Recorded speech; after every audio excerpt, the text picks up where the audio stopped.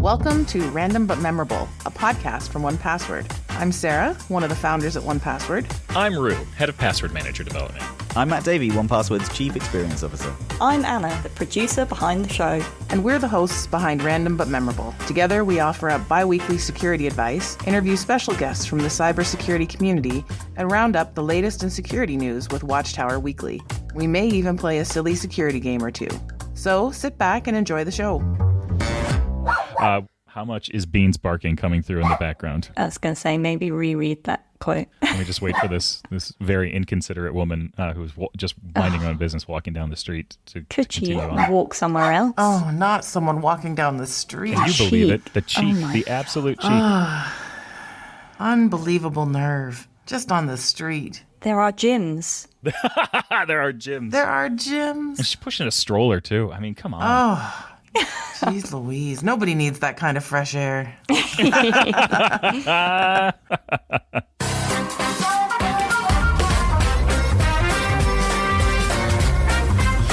Oh, man. So, did you know that we have a huge announcement today? I've heard a little bit about you know this. that? Yes. There have been rumblings, yeah. There have been rumblings. Well, we've been teasing it for a little bit because RSA is happening, and for those of you that don't know about that, that's a huge conference out in Vegas, and all of the fun people are out there, and we like to make sure we show up with something new and fancy, and so we have done that. We have gone and boom, new, wow, yay, good stuff. So if you haven't already seen it or heard about it from all of the public announcements that we've done, I would like to take a moment to announce that, drum roll please. Brrr. Oh yeah, I wasn't expecting anyone to participate in the drum roll. It's very exciting for me. I'm not sure what I did there was a drum roll, but I'm going to roll with it. Well, we'll call it it can be a snare drum. You can be the snare. We'll improvise.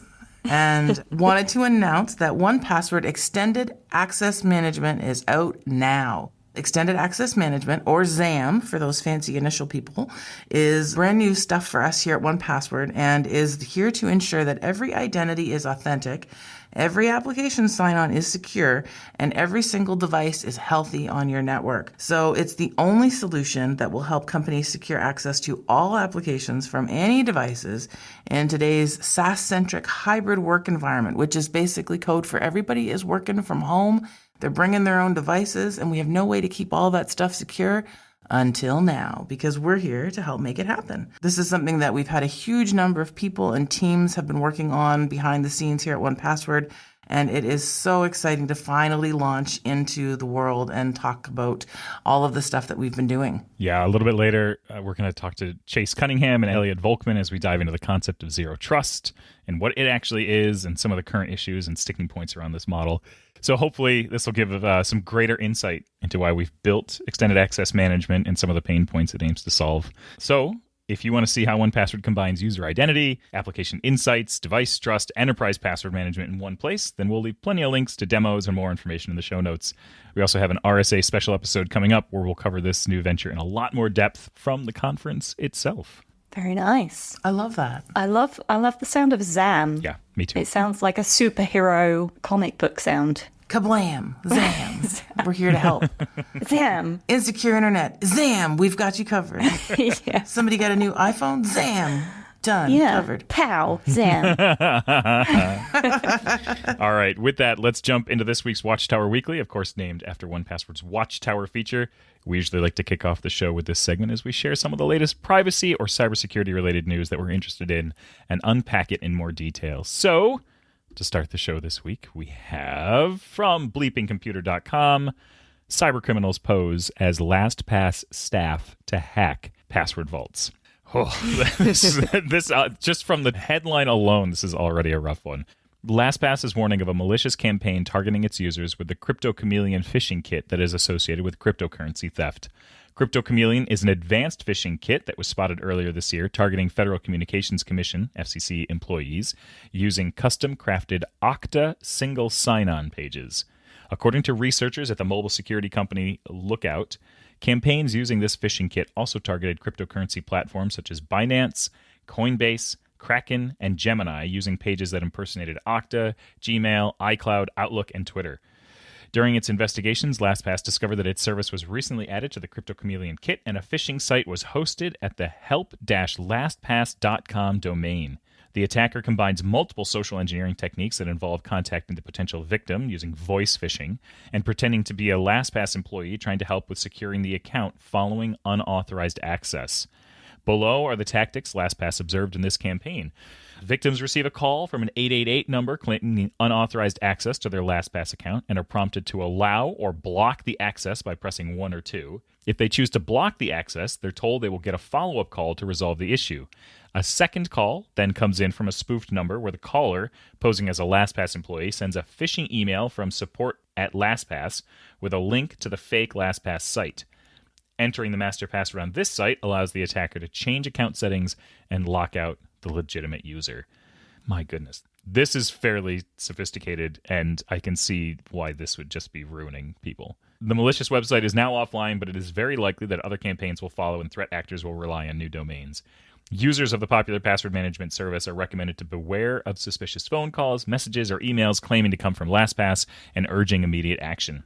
Some indicators of suspicious communication from this campaign include emails with the subject, "We're here for you," and the use of a shortened URL service for links in the message. Users should report these attempts to LastPass at abuse@lastpass.com, which is a legit email address that you can reach out to. Regardless of the service, the master password should never be shared with anyone since it is the key to all of your sensitive information in your LastPass account. Any comments on our compatriots in password management over there at LastPass?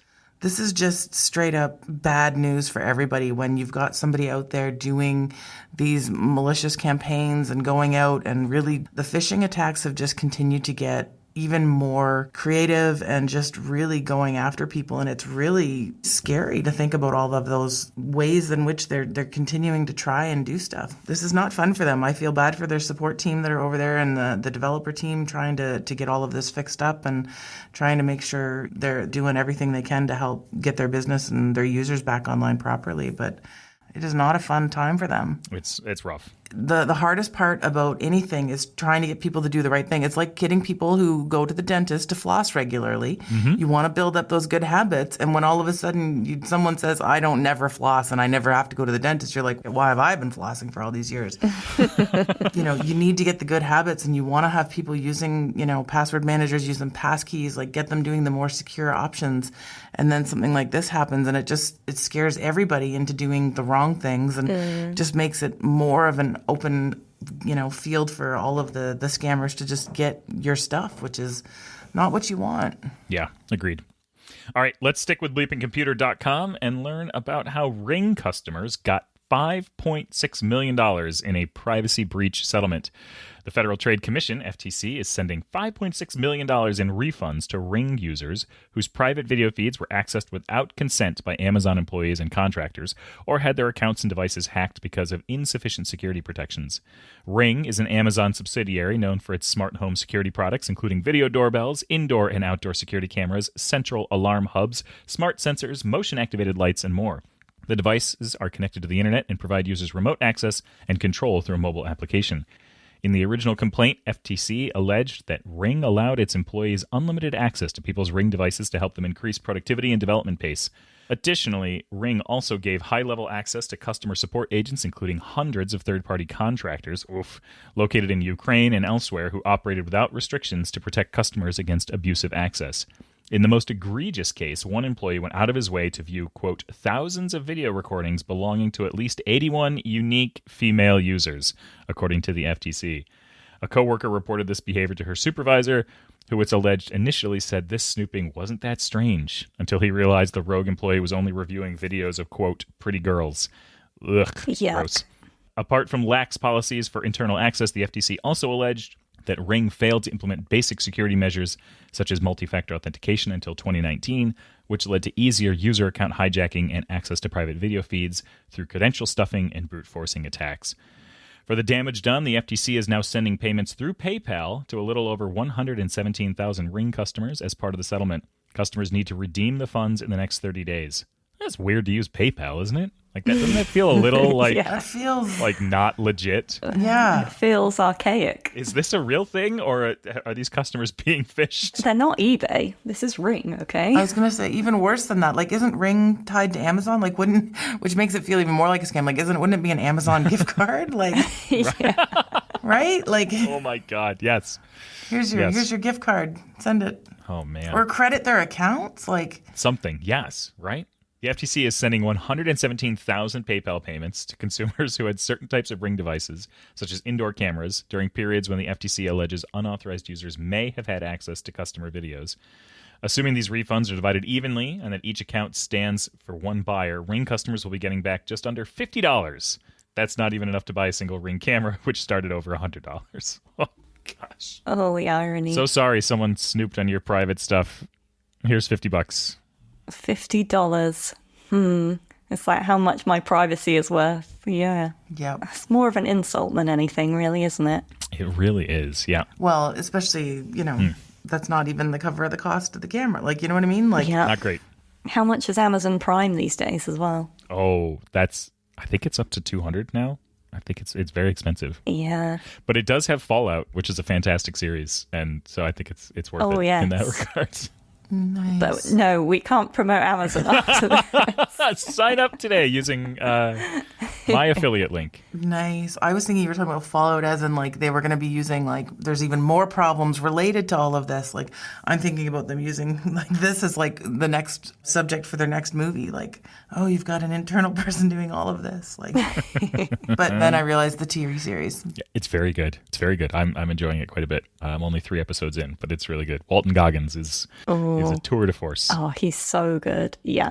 Have you seen Justified? I have seen Justified. Yes. He's so good in that as well. Yes, I think that I think his star is on the rise, and he is due for something Yeah. big. Like, I want to see that man do something Yeah. big and then be on the stage at the Oscars or something. I think that'd be great. Oh, yeah, definitely. Oh, now I have to watch that. Okay. All right, let's jump over to CSOonline.com with a follow-up. Authentication failure blamed for Change Healthcare ransomware attack. A number of shocking statements and headlines have come out in the wake of this attack. United Health Group, the parent of ransomware-struck Change Healthcare, delivered some very unwelcome news as it admits the security breach could, quote, cover substantial proportion of people in America. It's also been reported that United Health expects up to a $1.6 billion hit from the Change cyber attack. Change Healthcare also finally admitted to paying the ransomware attacks. In a statement, Change Healthcare wrote that it paid a ransom to a cybercriminal group extorting the company, a hacker gang known as ALF-V, or Black Cat.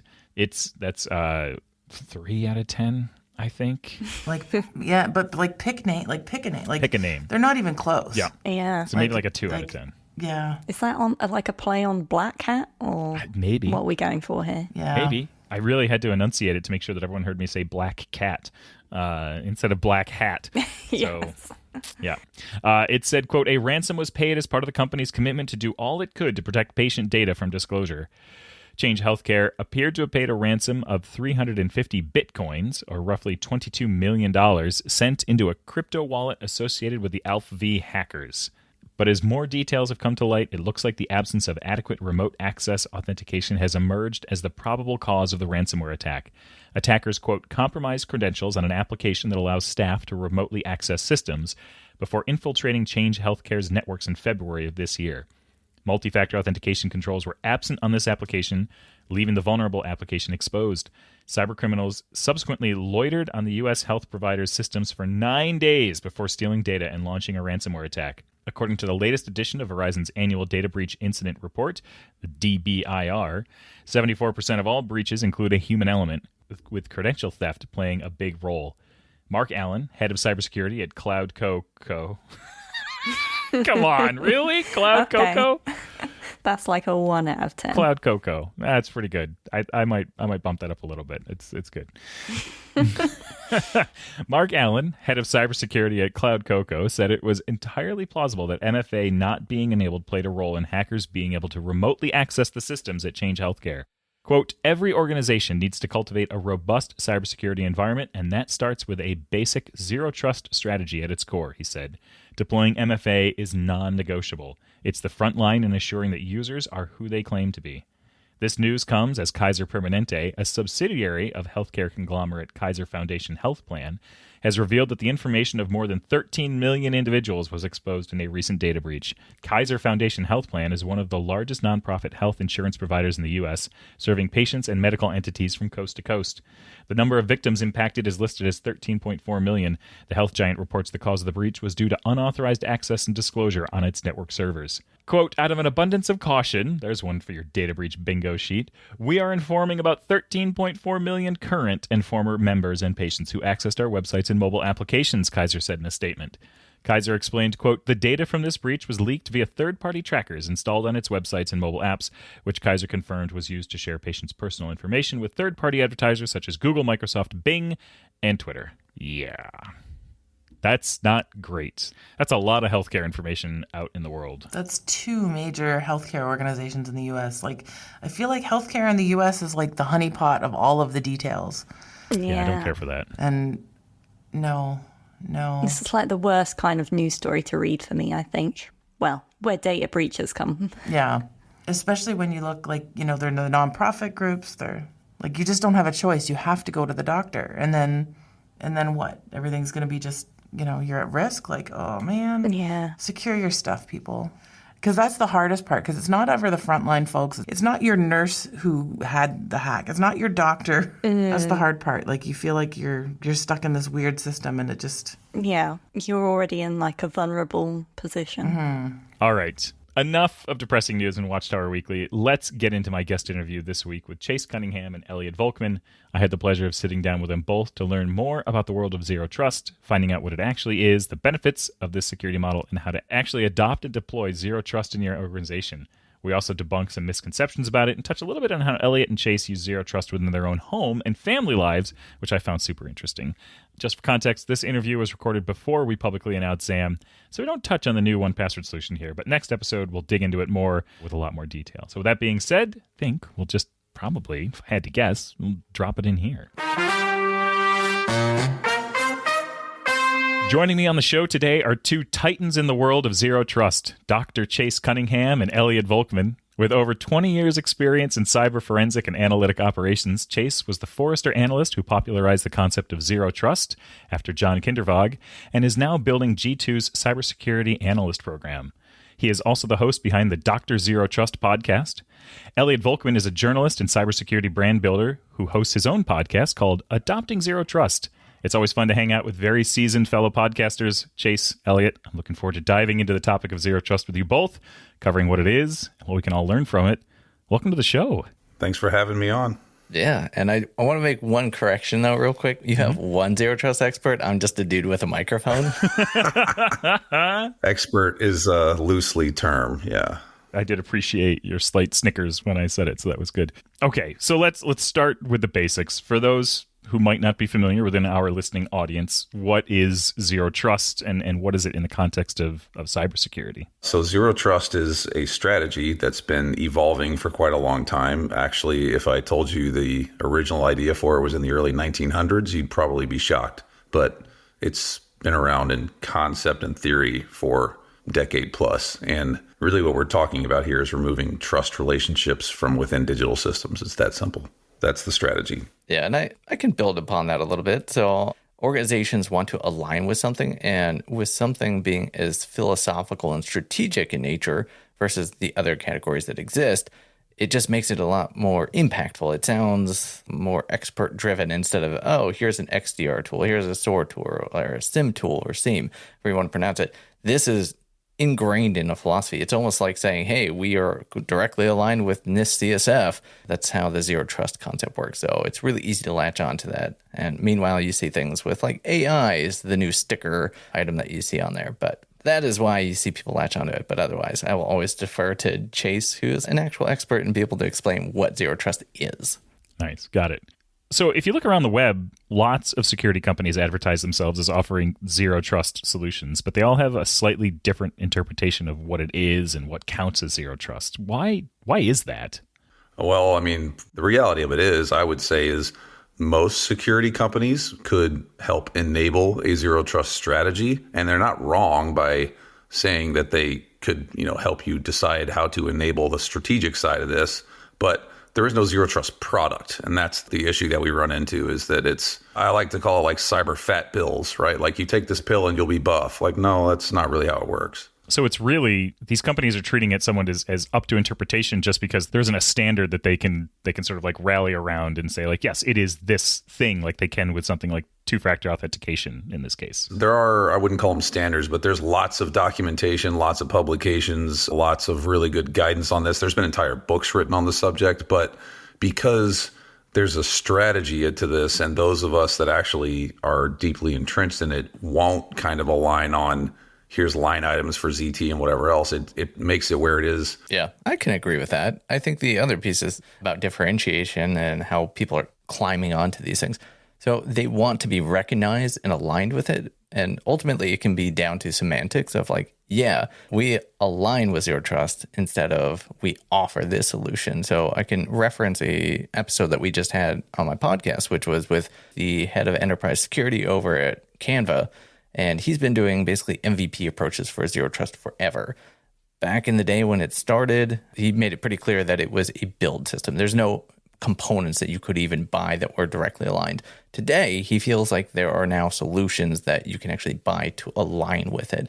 But ultimately, there's nothing you can just plug into your system and say, yeah, now I've got zero trust.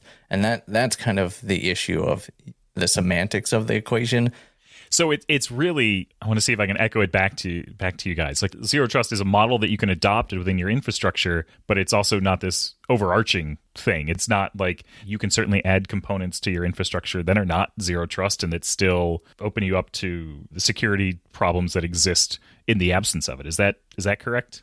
I mean, that's a good way to think about it. I always tell folks that I don't even think about cybersecurity more from a defensive posture. I think about it from if what I do is valuable in the context of removing the bad guy's capability to be continuously successful. I know that I'm going to get compromised. I know that there's a reality around breach. I know that there is no perfect solution. But what I can do is put tools, technologies, and strategy in place that make it where I'm not a soft target for the adversary, and they'll realize it's not worth their time and go somewhere else. And unfortunately, in cyber, a rising tide does not lift all ships. And if we live on the same street and every other house on the street gets robbed and broken into, but nobody does it to me because I got a big Doberman, Chase wins. And it sucks for you, but that's really what's going on. Yeah. Okay. All right. That's a great visual. I love that. All right. Let's get into some of the nitty gritty then. Like, what are the fundamental principles behind the zero trust security model? And then how does it differ from traditional security approaches? The fundamental thing, like I said, is thinking about it from the perspective of what would you need as an adversary to be successful inside of a system? You need trust relationships. You need access. You need machines that talk to one another freely. You need shared tokens. You need people to use bad passwords. Like, those things are what you need. In ZT, figure out how to remove those things, or at least make them where they're not the low-hanging fruit, and you're doing it right. Elliot was absolutely right, too. Like, this is 100% about an organization selecting what works and what matters for them. And that's why some of us have been so adamant about not coming up with a kind of prescriptive line item, whatever, because then everybody will gravitate to, we have to do X or we're not zero trust. Like, no, you can do zero trust. It's just how you do it for you that works. As long as you remove the easy stuff for the bad guy, you're doing it. Sure. Yeah, that makes sense. Okay, we've been speaking in a lot of generalities around zero trust. Can you give the listening audience some examples of a zero trust model that may exist in a archetypical workplace somewhere? Yeah. So if you remember, Google got kind of curb stomped with Aurora back in the day. And when they did that, they realized that they had some pretty glaring flaws in their overarching security posture and strategy. They backed up, and I've talked with the folks that actually did this work and that led everything. They backed up and they said, okay, well, ZT makes a lot of sense. How can we align to zero trust? And they said, but we're not going to call it zero trust, because honestly, who cares? I don't care from a strategy perspective if you call it cyber tiddlywinks. Whatever works for you, like, go nuts. They called it beyond trust. And what did they do with beyond trust? Well, they moved towards a zero trust architecture where basically the network is treated as if it's online all the time. It's a Starbucks sort of network. They issued everybody Chromebooks that could use a Chromebook because Chromebooks don't have the same operating system that would allow compromises to do the things that they do with malware and whatever else. They moved to mandatory multi-factor authentication. They pushed everybody's stuff into the cloud with really good policy controls.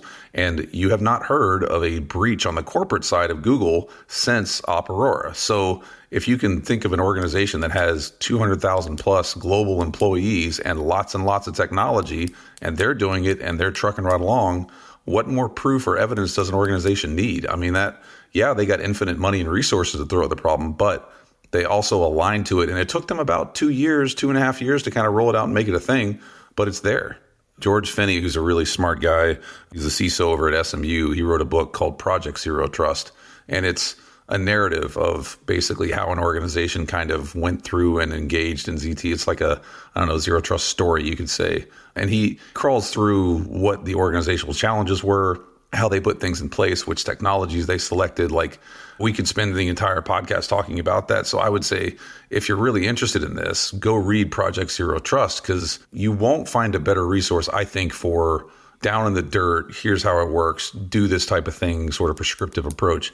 Because George, during his research, talked to folks like John Kindervag and other people that really know what the heck they're doing. That's we will make sure we put that book in the show notes. That's really good. Understanding that we could spend the entire rest of the time talking about this, are there like specific steps that you recommend or best practices that you recommend for folks to get started as they're considering adopting this architecture? What I always tell people in my engagements is the first thing I want to do is I want to do a red team, because a red team will tell us where we have weaknesses, who's going to click links, if our Wi-Fi is jacked up, like all the things that an adversary would do.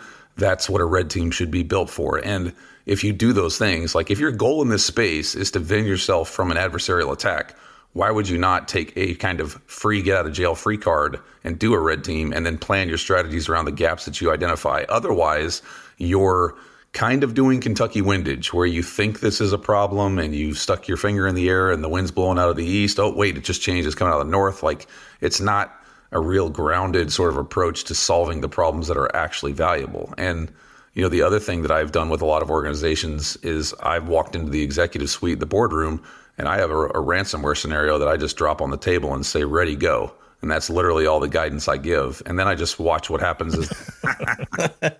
So at this point, I'm assuming that folks are starting to see the benefits that they get from it in terms of additional security and additional safety of operations and things of that nature. Have you seen organizations that are resistant to this, or that try to put up walls around this and be like, no, like, we're not doing this. This is not something that we need. And maybe you find later on that they've had some problems and that they're sort of coming back and be like, hi, yeah, we were wrong. We'd love to re-engage with some conversations around this. Yeah, many times. And usually I just go, okay, cool. Well, here's my card, because you're going to be calling me. So let me know when, you feel like this is a doable thing. I never forget that I was working with an org, and they sort of bill that we put in front of them to get their ZT stuff in place was, I think it was like $17,000 or something like that. But they said, no, that's too expensive. Fast forward, I think it was maybe 90 days, and they got hit with a big time ransomware deal that was a very defensible problem.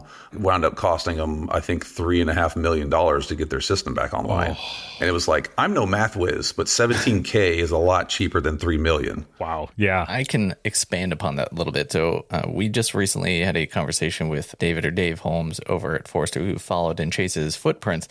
That is exactly correct. So the primary issue used to be getting buy-in. However, he said in, recent years, especially after the pandemic, that buy-in is less of a concern. Now it's more about implementation. I need a roadmap. I need to be able to have a clear path of how to install and build and incorporate this into everything that we're doing. So that is definitely one aspect of the tides are sort of turning, but we're also seeing other things like the executive order that looped in Zero Trust about a year or two ago. Other organizations like NSA just released new reports about how they're adopting Zero Trust. And then I believe it's either CISO or NIST. One of them just said that they are going to create a new office focused on Zero Trust. I could be getting all those backwards and mixed up, but that is all to say that on the federal side, if there are high marks and focal points of making this a priority, it has snowball effects that often trickle down and show validation of how important this philosophy and concept are for the private sector too. So definitely from Chase's side, I can see that left to right, but it might be the tide is changing a little bit now that there's so much attention and validation behind it. Do you think any of the resistance that you've seen is grounded in misconceptions about zero trust? And if so, like, what have you seen and how do you go about debunking those things? I mean, we did it to ourselves, I think, really was where it all went wrong was, the used to be in cyber, we were Chicken Little, right? No one cared what the cyber guy was saying because no one gave a damn about what the nerds were saying that there was a problem. And then all of a sudden, okay, it's a real problem. And oh, by the way, there's legislation and laws and requirements and we got to start doing this. And then the CISOs kind of got to a spot where they could go, I have a blank check. Let me go buy all the cool tech that I've been wanting for the last decade. And then they did that. And then the leaders at the top are going, well, wait a minute, we're still having breaches. Like, why is this occurring? And the CISOs and the leadership on the cyber side were sitting there going, well, I'm not sure if this was the right tech, but let me get this piece of tech and then this will be the thing that will solve the problem. And we did that for like years on end, but we did it to ourselves. And cyber is the only place where if you're doing your job right, you're continually proving a negative. And that's not really a good place to be. Nobody knows about the 1,000 times the CIA saved us. They know about 9/11. Just all of the hype and the solutions and the misconception that a lot of people have about technology that you turn it on and something works. In cyber, if you turn it on and something works, nothing happens, and that's a good thing. But it's hard to get that point across to people. Yeah, I can imagine that being really difficult to do. And it's honestly like it's challenges we've talked about with other folks on the show of like that exact thing is if everything's working, that becomes a very difficult thing to advocate for. Be like, yes, I understand it's very expensive. And yes, I understand that it appears like nothing is happening. And that's exactly what you want. So please just let this keep rolling. Right. Like #winning. We did nothing. Wait, that what? Yeah, exactly. You talked about Google and the fact that they're being successful at a very, very large scale. What challenges do you see organizations typically facing when they're moving over to this model, and how have you seen them overcome these things effectively? So for me, the hill that I'm going to die on is, number one, let me say this unequivocally. You should train your people on cybersecurity risks, right? You should educate them and let them know what's going on, and that includes everyone from your little person all the way up to a Meemaw that's on the internet, whatever. Train them on what cyber is and how to be safe online, just like you train them how to look both ways to cross the street. However, that is not a technical control. Cybersecurity is a technical space with technical risk. Put technical controls in front of people before they can interact with malicious content, and you will exponentially reduce your potential for being compromised. Like multi-factor authentication. Is it perfect? Absolutely not. Is it better than nothing? Absolutely. I'm a big fan of browser isolation. Why? Because where do people get phished? It's on the internet by clicking links. Well, if they can't interact with the content, problem solved. Move to the cloud. Use the suite of tools that are available to you to take care of the policy side. Like, this stuff is not rocket science, but it does require people to take a step back and go, okay, what do I need to do? What actually makes a difference? Where can we apply a control? And until we, in my opinion, kind of stop treating people like technology, we're never going to get towards an end state that makes things better. Elliot, anything to add? I realize I keep not throwing it to you, and I apologize. No, but you're good. No, you're good. That's why we brought Chase here. I told you, I'm just the guy with a microphone. I mean, if you want to put a wrap around what Chase just said, and this is just like cybersecurity 101 now, it is defense in depth, creating layers upon layers to, prevent people from having to be in those scenarios. But yeah, I cannot imagine a world where social engineering is actually solved for. That will be a day unicorns are roaming upon us. Yeah, that's the day after the mushroom clouds settle down. Yeah, yeah, that too. Okay, so let's throw some buzzwords out there and address some of the FUD in the air. Okay. I almost hesitate to ask this question, but we'll do it anyway. It'll be great. How does Zero Trust adapt to new threats and technologies like AI coming in and making them think that the sky is falling? How does it help there? What should people keep in mind as they're moving towards this security model? So touching on fun stuff, because let's be real, none of this is AI. This is large language modeling and machine learning with process and compute and good algorithms tied behind it. Like, that's part of the problem is we keep calling this AI and people think that HAL's behind it. Not the case. So my response there is a really good strategy like Zero Trust. doesn't actually adapt or change based on what's going on with the newfangled, cool, shiny thing that's on the market, because at the fundamental level, it deals with the realities of what those things do to cause compromise. I don't care if they come up with quantum-powered, robot-enabled, unicorn, quantum something or another. It doesn't matter to me. Sooner or later, it's got to do something to cause an exploit. How do I get in front of that, and how do I mitigate its risk? That is well said. That is beautiful. And that is why a lot of us love Zero Trust, is you don't have to have the adaptation. It is designed at the core to be unmovable. Now, there is no goalpost, so there's no finish line. And that is why things like AI and new threats and AI taking over our voices and cloning them or impacting social engineering, it doesn't matter, because at the core, you still have no implicit trust, or you remove as much as possible bit by bit. So yeah, I love that take. Yeah, that's really good. I have no follow-ups on that one. I like that. No, I mean, truly, like it's what you said earlier. Like, you put yourself in the position of what could an attacker do with the access that is currently available to them now? How do you remove that? How do you remove that avenue for them? And you're right. Like, that's where it's not technology dependent. It's a best practice at that point. It's something that you put in place. Yeah. I mean, as the language goes, it's trust, but verify and keep verifying continuously. All right. So for our listeners who may be considering implementing Zero Trust in their organizations, or as their own philosophy to live by, what advice do you give them to ensure a smooth and effective transition?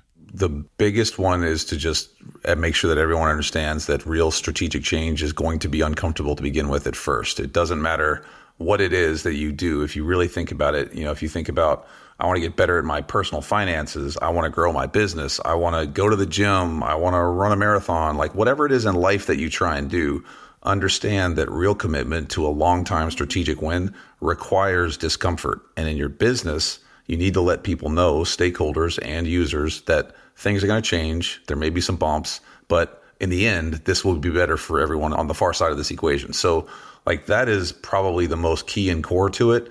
And if you really make that very clear and you line up what's coming their way, you'd be surprised the level of, I would call it, technical kind of discomfort people are willing to deal with. So that's my 2 cents, and that's what I consult with people about all the time. Yeah, I would expand upon that by saying, in cybersecurity, it's really easy to make it seem like an excuse to say no to a lot of things.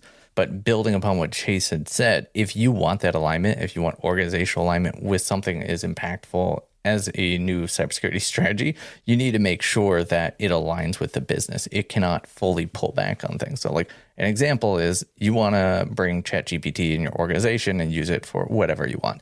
That's cool, but there are obviously no regulations right now. So it's up to the organization to build policies, what can go into it, what can't go into it, those kind of concepts.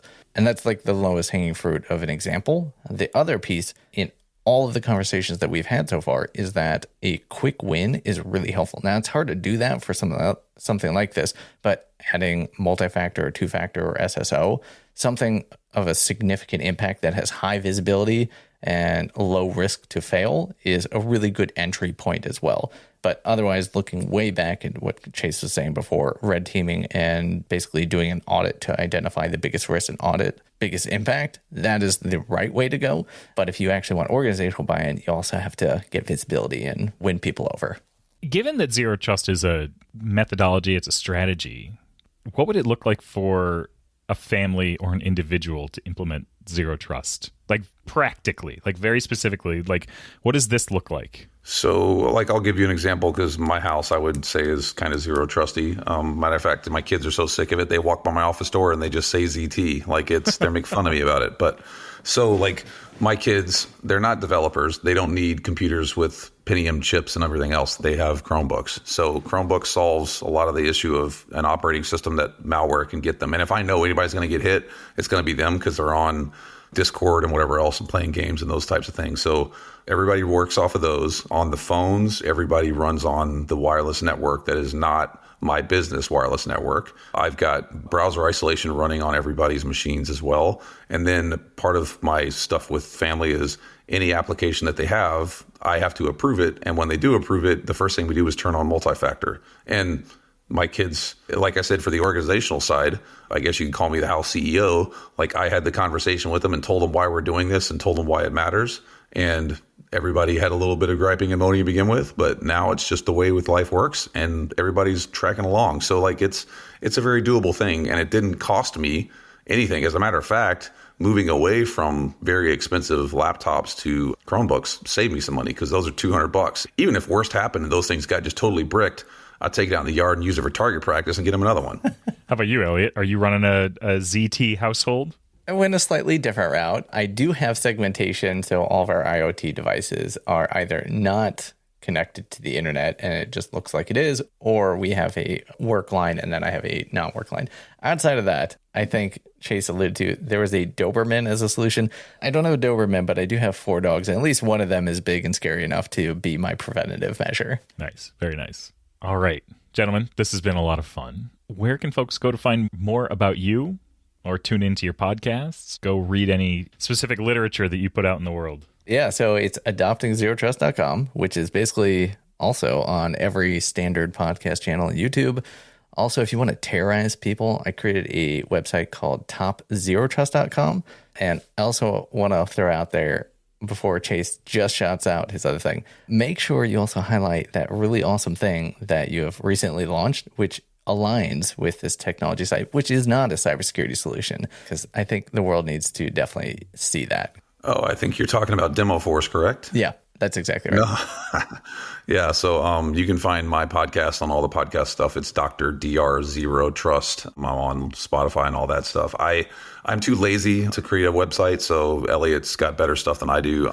And then as far as, publications, whatever, NIST has got a bunch of great ones. There's books by a bunch of really smart people around ZT. Look all those up. Yeah, we did launch DemoForce into the market back in January, and DemoForce is basically a way for buyers to try out vendor software and never have the risk of your data or passwords or usernames winding up in somebody's trial instance. For the vendors, it's a great way to get your software optimized where you can put it in front of a lot of people really simply, including all your social and everything else. So that's kind of the skunkworks thing I've been working on for the last couple of years, but we're off the market and we're helping people where we can. And I appreciate being included here. Well, very cool. This was great to have you both. I really enjoyed our chat today. Thank you much. Awesome. Thank you. So last episode, we announced the winners of our most recent giveaway that we've been running to raise awareness around family online safety and security. And today I get to announce one final winner who sent us a whole bunch of family tips that I wanted to share. So congratulations to Ian, who is our final winner today. He wrote into the show to say that our family has been using 1Password even before kids.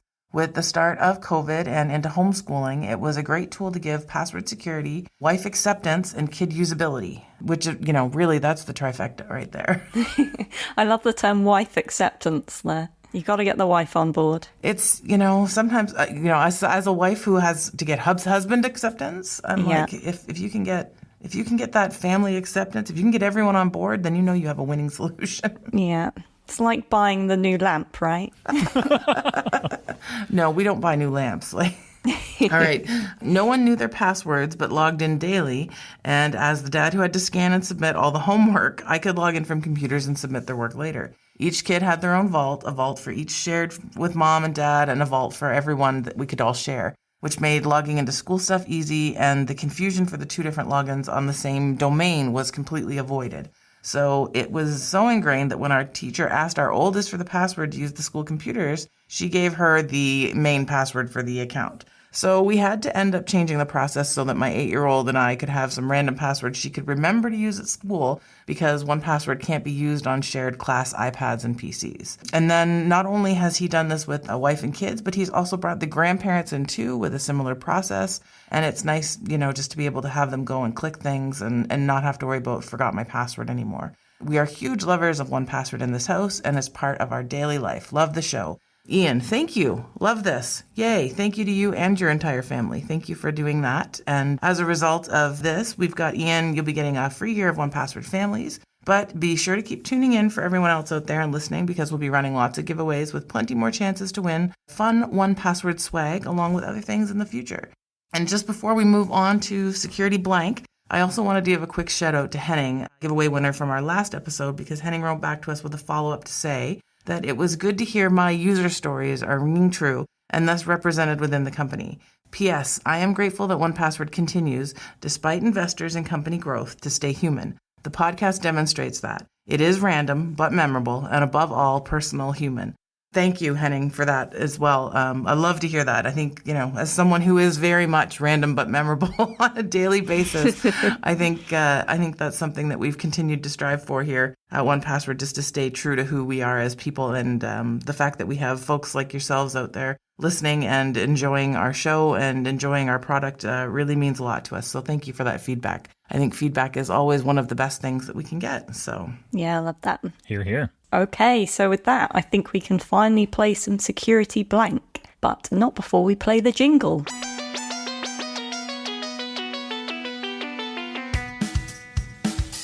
Security blank, security blank, security blank, security blank, security blank, security blank.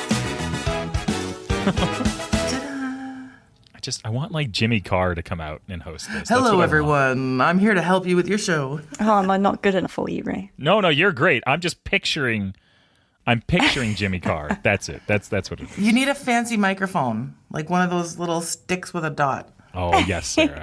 It's all about the fancy microphone. Oh, yeah. And the blazer. Okay, so if you're a newcomer here, the rules of the game are pretty easy to explain.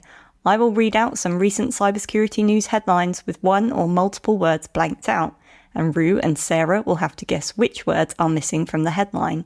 We give multiple choice answers to make things even easier, but much to my delight, it also means that Rue and Sarah can be easily tricked. I don't. So- Is it really easily tricked here, Anna?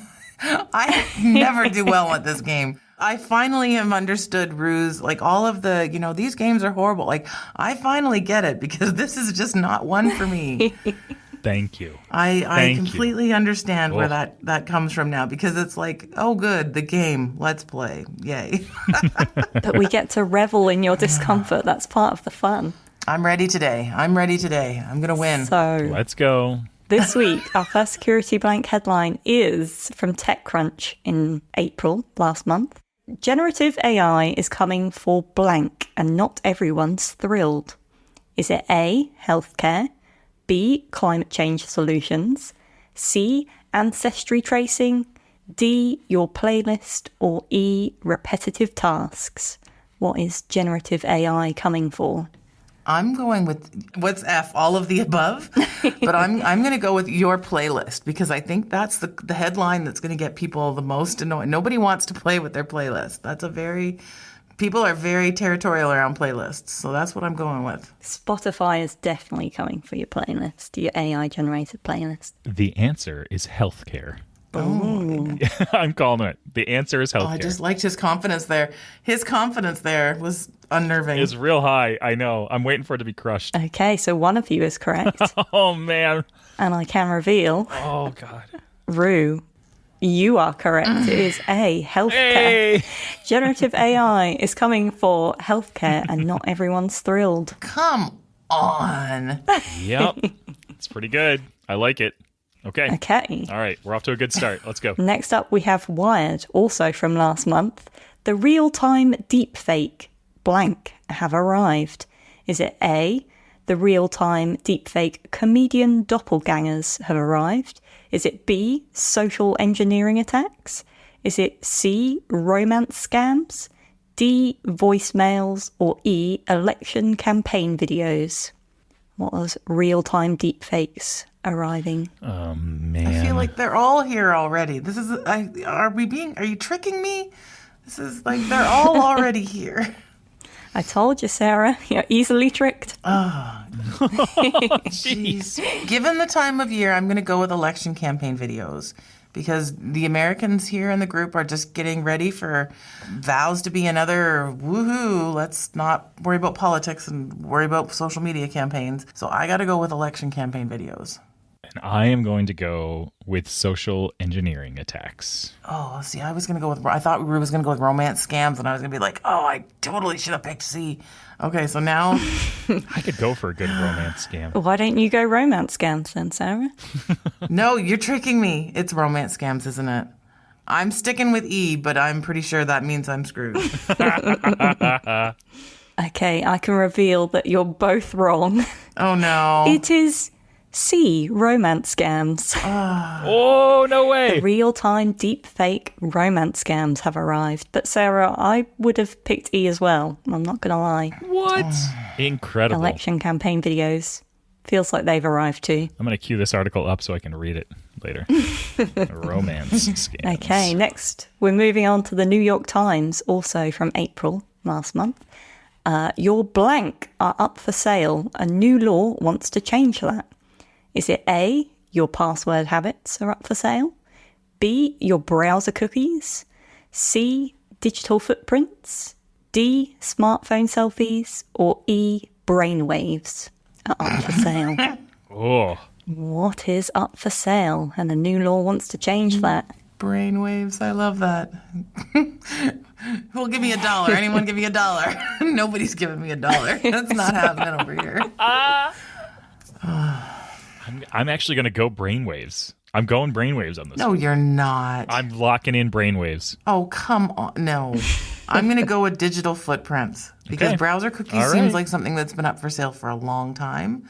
Then we should already have that. But digital, well, no, I'm going to go browser cookies. That's what I'm going to do because I don't think we have a lot of laws around that in the U.S. Okay. So again, one of you is correct. Oh, good Oh, Lord. man. And it is Rue with brainwaves. What? Yeah! Your brainwaves are up for sale, and a new law wants to change that. What? I feel like Rue's going to cue that news story up as well. I need to as well. I need to put a tinfoil hat on right now. This is what? I don't even Yeah. What? No. Everything else is already up for sale. Well, not your selfies, but like everything else is already up for sale. Brainwave's the only one that was left. Oh my goodness. But how do you log? Like, what is the way to stall that? Is not think? There are no brainwaves here. I wouldn't have an issue there, yeah. Oh, please let that be me today. Okay. Okay. So next up, we've got a story from Bitdefender. Blank blank misbehave after ransomware attack. Is it A, parking meters? B, city streetlights? C, automatic cat feeders? D, traffic lights? E, robot vacuums? What is misbehaving after a ransomware attack? Sarah, do you want me to go first or do you want to go first? They're all good choices for this one. They really are. I think you should go first because I'm trying to narrow the list down here over here. Okay. The answer is I don't think parking meters would make the news. it's traffic lights. See, and that to me doesn't feel like a misbehavior. Like that feels like a serious security risk. I'm going to go with robot vacuums. I hope it is that. I really do.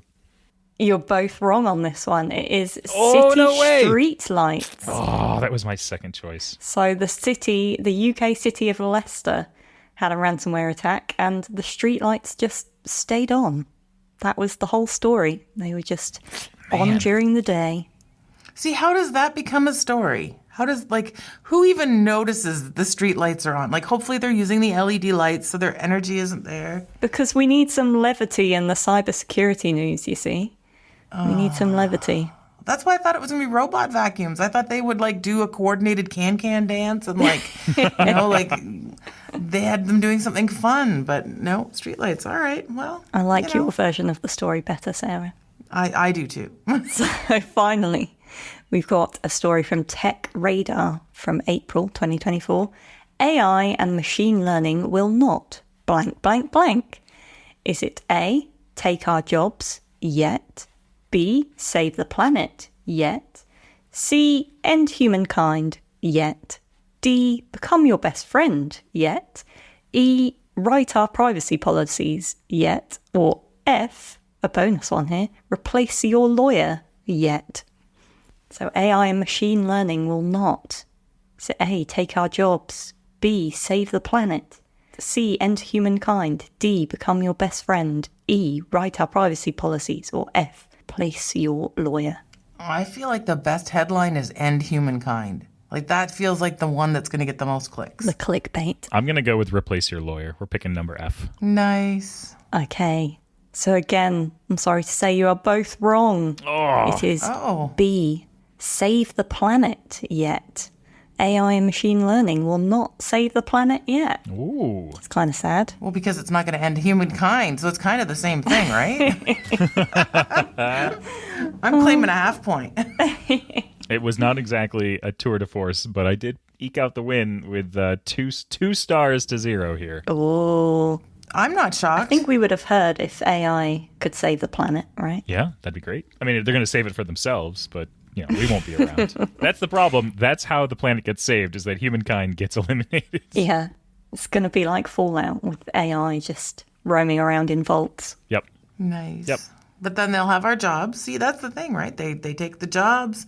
They become our best friends, so we don't notice we don't have jobs and friends anymore. You don't need a lawyer. Probably don't need lawyers. No. We'll have so much free time. It'll be great. And watch more TV series. There you go. Perfect. Yeah. All right. Well, this was a lot of fun. We did it. Love you both. Bye-bye. I love you guys. Love you guys. Bye-bye. Bye.